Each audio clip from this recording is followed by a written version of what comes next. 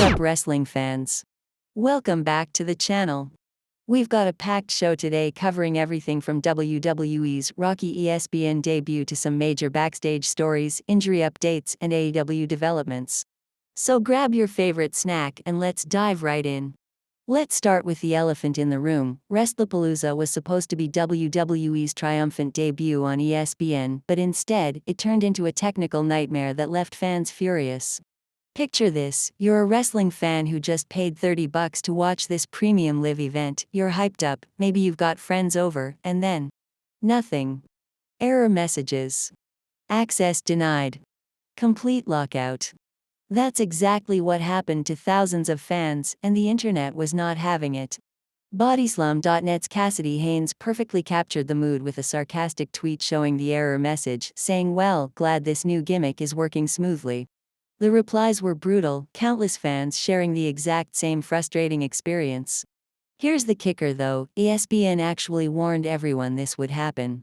During a pre-event conference call, ESPN's John Lasker basically admitted they weren't ready.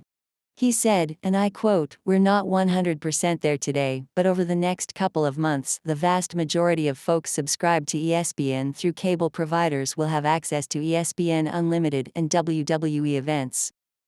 So they knew this would be a mess, but they went ahead anyway. Only Spectrum, DirecTV, Fubo TV, Hulu Live TV, and Verizon Fios subscribers could actually watch. Everyone else, just wait a few months, we'll figure it out. But the problems didn't stop at technical difficulties. The matches themselves got absolutely roasted by fans. John Cena vs. Brock Lesnar. 9,500 dislikes. Cody Rhodes vs. Drew McIntyre.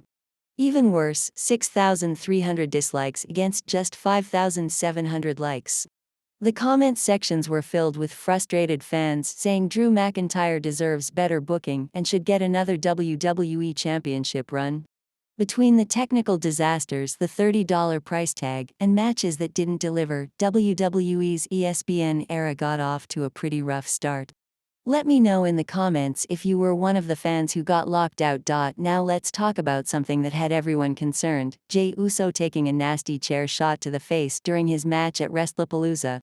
Here's what happened. Jey swung a steel chair at Braun Breaker, connected with Braun's back, but the chair bounced right back and caught Jey square in the face. The impact immediately busted him open, and I mean really busted him open. Fan footage showed Jey being helped to the back with blood pouring down his face, and they literally needed towels to try to stop the bleeding. Scary stuff, right? Well, Jey took to Instagram stories pretty quickly to calm everyone down, posting a photo of himself in the locker room, still bloody, with a simple message, "I'm good." But here's the thing: according to Brian Alvarez, Jey is now in concussion protocol, which WWE requires after any injury like this.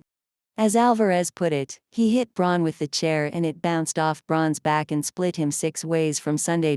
If WWE decides not to clear Jey, they've got some interesting backup options. Jacob Fatu has been wrestling live events as a babyface since mid-August and could easily slot back into the storyline. LA Knight is already involved in the feud and has history with Jey. And then there's CM Punk, fresh off his win over Seth Rollins, who could add some serious star power to the mix. What do you think? Should WWE play it safe and give Jey time off, or trust his own assessment that he's ready to go? And if he does miss time, who would you want to see step in? Let me know in the comments. On a much more positive note, let's talk about AJ Lee's long-awaited return to the ring after nearly a decade away from WWE. AJ teamed with CM Punk in a mixed tag match against Seth Rollins and Becky Lynch, and folks, she looked absolutely incredible. The crowd in Indianapolis went absolutely wild, chanting "You've still got it" throughout the match. And you know what? They were right.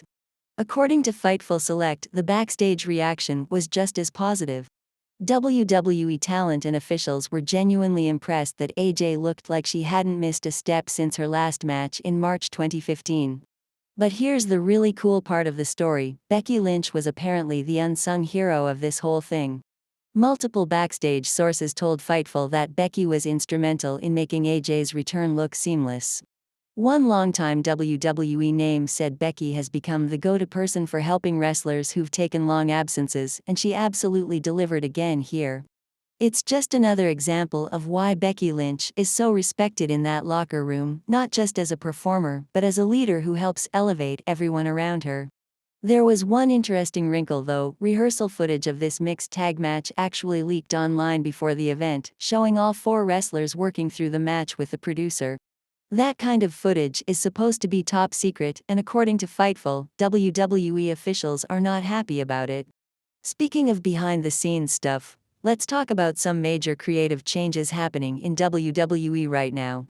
Remember how it seemed like the Motor City Machine Guns were heading toward a feud with the Wyatt Six? Well, those plans have apparently been scrapped. According to Bodyslum.net, WWE originally had that storyline mapped out, but everything changed when Sami Zayn got moved to SmackDown and won the United States Championship. Sami's already had his big feud with Solo Sikoa for the US title, so now WWE is completely reworking the direction for both the Motor City Machine Guns and the Wyatt Six. It just shows how quickly creative can pivot, sometimes leaving planned storylines on the cutting room floor. Wrestlepalooza also gave us our first 2026 Hall of Fame inductee, Stephanie McMahon. The Undertaker posted a really touching video on Instagram explaining why this honor means so much to him and why Stephanie absolutely deserves it. Taker praised not just her business contributions, but her humanity and friendship over the years. It was genuinely heartfelt stuff from someone who doesn't usually get that personal on social media. This announcement has fans speculating about Shane McMahon potentially joining his sister in the Hall of Fame next year.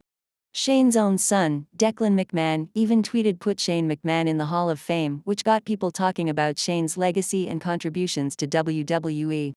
On a related note, some eagle-eyed fans noticed something interesting during WWE's ESPN broadcast. Vince McMahon briefly appeared in the opening video package. This is significant because WWE has essentially had a blanket ban on showing or mentioning Vince due to ongoing legal issues.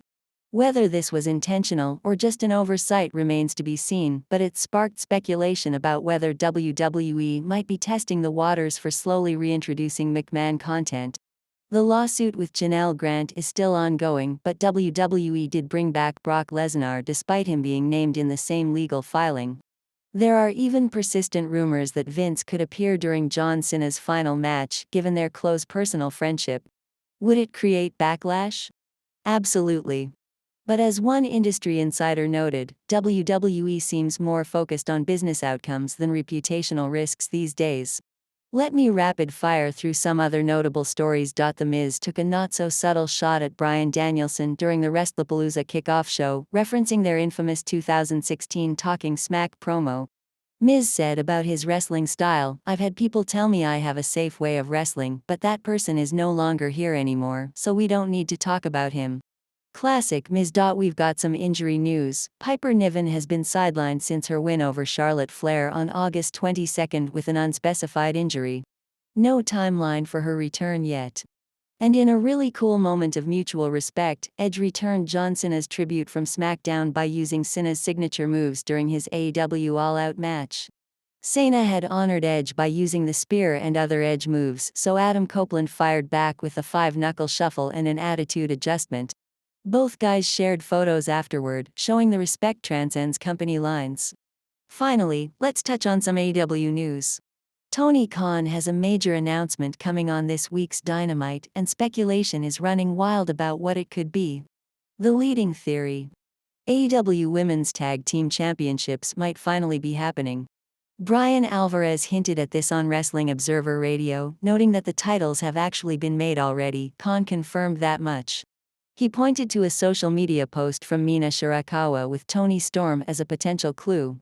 We'll have to wait and see what Khan announces, but women's tag titles would definitely fill a gap in AEW's division structure. Oh, and speaking of AEW, that shocking Luchasaurus reunion with Jack Perry at All Out. According to Fightful, that wasn't as spontaneous as it seemed. AEW had been planning Perry's comeback for months, so while it surprised fans, it was always part of the long-term booking. Alright wrestling fans, that wraps up this packed episode. What did you think about WWE's Rocky ESPN debut? Are you excited about AJ Lee's return? And what's your prediction for Tony Khan's big announcement? Let me know all your thoughts in the comments below. If you enjoyed this breakdown, smash that like button, it really helps the channel grow and lets me know you want more wrestling news content like this. Don't forget to subscribe and hit the notification bell so you never miss an update. I've got more wrestling news coming your way soon, so until next time, keep watching and keep wrestling.